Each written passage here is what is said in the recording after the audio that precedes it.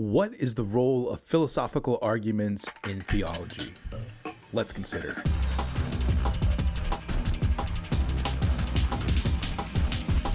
Hello, philosophers. I'm Chico. Welcome to the Philosopher Channel summary of the Summa Theologica. Today we're looking at Part 1, Question 1, Article 8, whether sacred doctrine is a matter of argument. So the basic question is, do we argue people into the faith, or is it just faith and we don't do anything with arguments? Aquinas, we'll see, has a more nuanced view.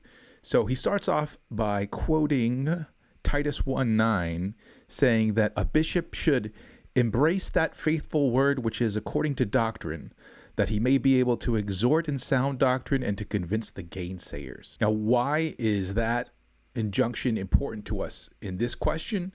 Well, look at that first part. Embrace that faithful word which is according to doctrine. So what that's basically telling us is we start with faith. Even if there are arguments out there, what we need to start with is faith in the scriptures alone. But does that mean that there's no place for arguments? Not so. Look at the second part of that. Exhort in sound doctrine. So we're taking the doctrine that we have and we're going to use that to exhort in sound doctrine, which sounds a lot like taking doctrine and arguing for more sound doctrine, for further sound doctrine.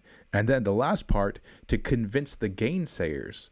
So taking that sound doctrine and taking whatever it is that the gainsayers agree with in the sound doctrine and using that to show them the truths of other things that they might not agree with. At least that's the view that Aquinas is going to take on what is the role of arguments. If somebody were to approach us with the book of Genesis and say, look, in here it says that we are created in God's image, therefore God must be a man. Well, we could take sound doctrine, John 4:24, and say, look, in this passage it says that God is spirit. So clearly, God must not be physical like us. So when it says created in God's image, it must mean created in his likeness in some way. Maybe in regards to us having rationality or us having a soul or us having freedom or something like that. So that's the use of arguments.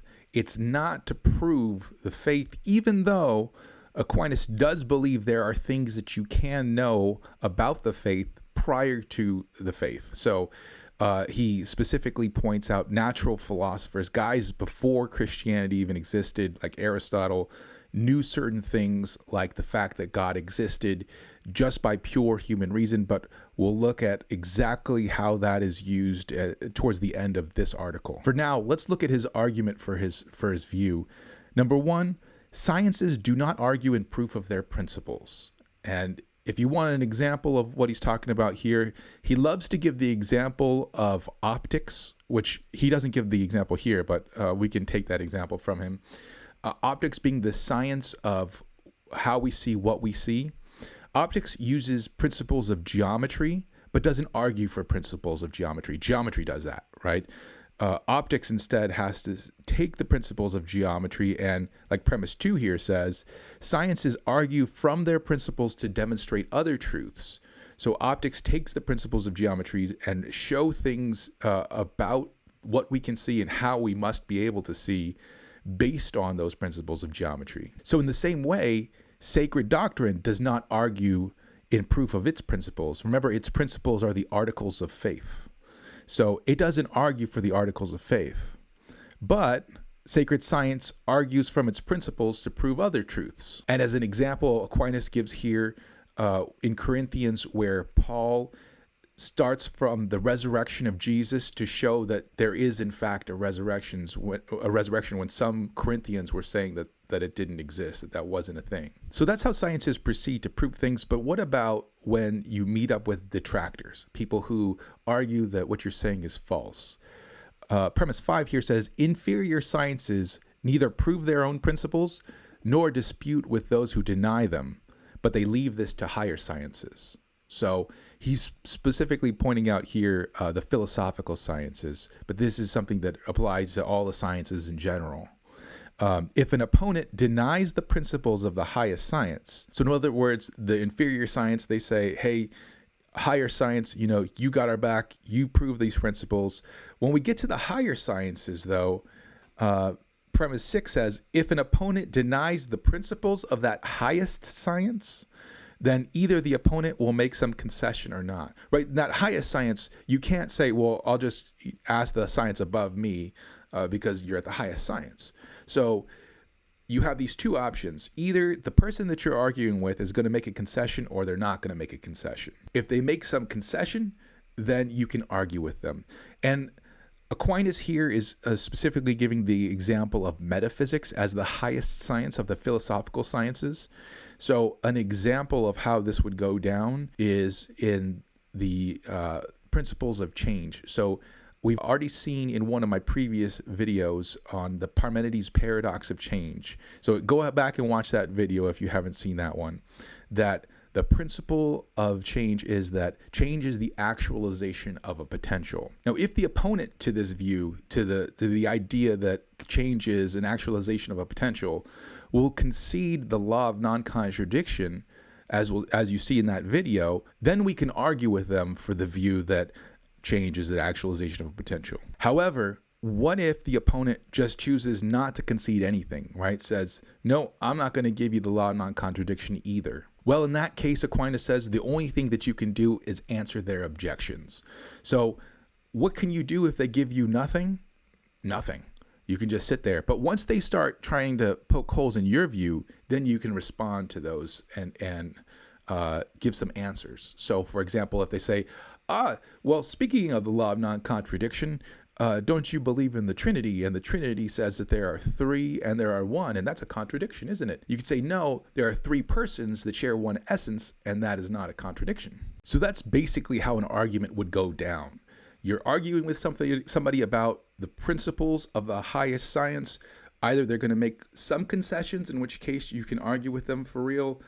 Otherwise, if they make no concessions whatsoever, you can't do anything except for answer their objections. And now he's going to say that sacred science is a highest science, right? There's no science above sacred science. So sacred science can dispute with one who denies its principles only if the opponent admits some at least of the truths obtained through divine revelation. The only way then that you can argue with somebody that is an opponent when you're talking about the articles of faith is if they believe in at least some of the articles of faith. So, for example, he says you can argue with heretics. A heretic might be somebody who says that Jesus is not God.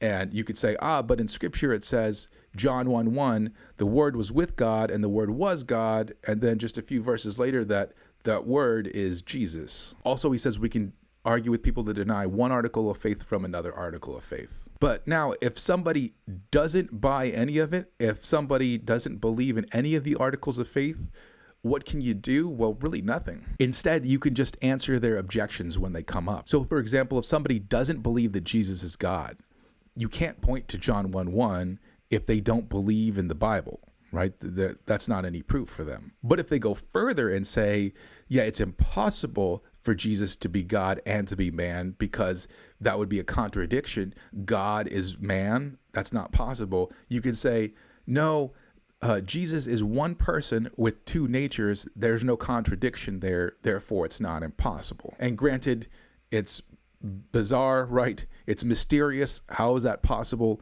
But then again, we're talking about God here. So if we were talking about something that you could fully understand, we wouldn't be talking about God. One thing you might worry about is, what if sacred scripture can't answer the objections that are given? And Aquinas isn't worried at all about that because he says, you can't prove things that are false, but faith rests on infallible truths. So arguments brought against the faith can't be demonstrations. They can't be proofs.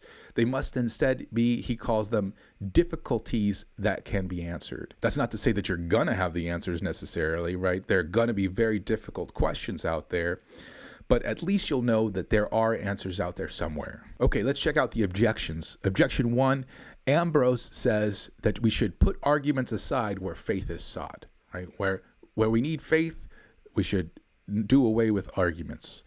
But in this doctrine, faith is especially sought. And here he quotes John 20:31, but these things are written that you may believe, right? Why are we writing sacred doctrine? Why are we writing the Bible? So that you would believe it. So faith is sought for in this Holy Scripture Therefore, we should put away arguments, says Ambrose. So the conclusion of this objection would be that sacred doctrine is not a matter of argument. Hopefully, from what he's already said, you can kind of glean what his reply would be. Arguments from human reason, sure, they can't prove what must be received on faith. However, sacred doctrine argues from articles of faith to other truths. So it's not that we're arguing for the things that you have to believe, but there are other things that you can believe that we start off with those articles of faith and we argue from there. Objection 2, if it's a matter of argument, the argument is either from authority or from reason. In other words, the argument from authority is like you're just pointing to what somebody else said. You're saying, hey, that guy right there, he said it, therefore I'm saying that it must be true. And this is not an illegitimate way to argue, right? If I were arguing, let's say, about the cause of somebody's death, and I would say, this doctor over here says it's because of, I don't know, whatever it is, cancer, then you would say like, oh, okay, that's a legitimate authority, this doctor. And whereas the argument from reason would be me just producing it out of my own head. 2, if it's from authority, it seems unbefitting its dignity because the proof from authority is the weakest kind of proof. You would much prefer somebody be able to know what they're talking about themselves rather than point to somebody else and say, hey, that guy said it. 3, if it's from reason, however, this is unbefitting its end. Why? And he quotes Gregory here, faith has no merit in those things of which human reason brings its own experience. In other words, if you already know that it's true, then why is that a good thing that you have faith in it, right? Like why should we say that there's some kind of merit to your faith? If you know that it's true, then of course you believe it, right? Whereas the faith that we're talking about that is rewarded is one where you're not 100% sure, but you still put your trust in God. So the conclusion for this objection is that sacred doctrine is not a matter of argument. Now, his reply here is twofold. The first, the argument from authority is not unbefitting its dignity. The argument from authority based on human reason now, of course, that is the weakest type of argument. If I'm saying, pointing to some guy and being like, that guy said it, of course, that's the weakest kind of argument. However, the argument from authority based on divine revelation, that's actually the strongest kind of argument. If God is telling you something and he can't lie and he knows all things, then you can be sure that what he's saying is 100% the truth. And that's way more reliable than anything you can get out of your own head. Sacred doctrine is especially based upon arguments from authority, inasmuch as its principles are obtained by revelation. So he says we ought to believe those who got the divine revelation. So this does not take away the dignity of a sacred doctrine. The second part of his response is that sacred doctrine uses reason in a way that's not unbefitting its end. Sacred doctrine does not make use of human reason to prove the faith. Otherwise, of course, there would be no merit in that. But sacred doctrine does make use of human reason to make clear other things that are put forward in this doctrine. So you have to kind of use your reason in order to understand the stuff that you're reading in Holy Scripture, and also to make parts of it make sense with other parts of it. So in order to make the whole thing fit together, you need to use your reason. Now, one objection you might give is we don't need reason. We know all these things by grace. The grace of God gives us all knowledge that we need. Aquinas' response to that would be, yes, we know it by grace, but grace doesn't do away with reason. Grace uses reason. So he says that reason is still a part of our nature, and grace doesn't cancel this out. Grace doesn't destroy nature, it perfects it. So in other words, you should use your human reason in accordance with grace in order to get your conclusions. He says natural reason must minister to faith in the same way that your natural desires might minister to your charity. So what does that mean? He means just like your good feelings for helping somebody might help you to do the right thing. You may know that it's the right thing to give to the poor, and gosh, you don't want to, but there's some like good feeling inside of you that says, oh, but it's going to feel great when you give that money away. You see the smiles on the faces. So that helps you to do the right thing. That's not why you do it, but it helps. In the same way, our natural reason it can actually help our faith. And he quotes Paul here saying, bringing into captivity every understanding unto the obedience of Christ. And that's in 2 Corinthians 10:5. So in other words, use your reason in accordance with grace. This brings up an interesting corollary for Aquinas. He says that sacred doctrine makes use also of the authority of philosophers in those questions in which they were able to know the truth by natural reason. So what does that mean? That means that there are some philosophers that are not Christians, especially some of the guys that came before Christianity was a thing, like Aristotle, who happened upon true opinions, right, by argument alone, by human reason alone. And even though that's not why we would believe the thing, right, we would believe it based on faith, we can still use our human reason to adopt those arguments to minister to our faith. And he says that we would only use those arguments as probable and extrinsic arguments, right? So in other words, we're not saying that we believe them because Aristotle said them, right? We're saying that, we're evaluating them and saying, that's interesting. I think this might be true. And it comes in accordance with my faith. And he once again picks on Paul, where Paul quotes a saying of Aratus, as some also of your own poets said, for we are also his offspring, in Acts 17:28. So Paul quotes a poet in order he doesn't say basically that your poet is wrong in everything he says, right? He says, hey, your poet was right here. And we can do the same thing. It's not that we believe because this poet said so. It's that we believe this thing and we say, hey, look, your guy agrees with us, right? He figured out the truth too. And he's got these reasons and interesting things, right? Interestingly, Aquinas also looks at the authority of the doctors of the church in the same way, only as probable arguments. Now, the doctors of the church are guys that were recognized by the Catholic Church as having significantly contributed to their theology. And Aquinas actually became a doctor of the church 300 years after he died. But when he was alive, there was only 4 doctors of the church. It's important that we know that we're not following the doctors of the church like we follow sacred scripture. They're not the same thing. He says that our faith rests upon the revelation made to the apostles and prophets who wrote the canonical books, and not on the revelations, if any such there are, made to other doctors. In other words, even if these doctors were divinely inspired in what they said, that's not what the faith rests on. It rests on the Bible itself. And he quotes here Augustine, who was at the time a doctor of the church. Still is a doctor of the church, but at the time of his writing was a doctor of the church, one of the 4. Only those books of scripture which are called canonical have I learned to hold in such honor as to believe their authors have not erred in any way in writing them. In other words, the only books that I call inerrant without mistakes are the books of the Bible. But other authors I so read as not to deem everything in their works to be true, merely on account of their having so thought and written, whatever may have been their holiness and learning. So it doesn't matter how holy they were, doesn't matter how smart they were, I'm not going to read anything and think there's no mistakes in this book, right? I'm just going to take everything that this book says as truth.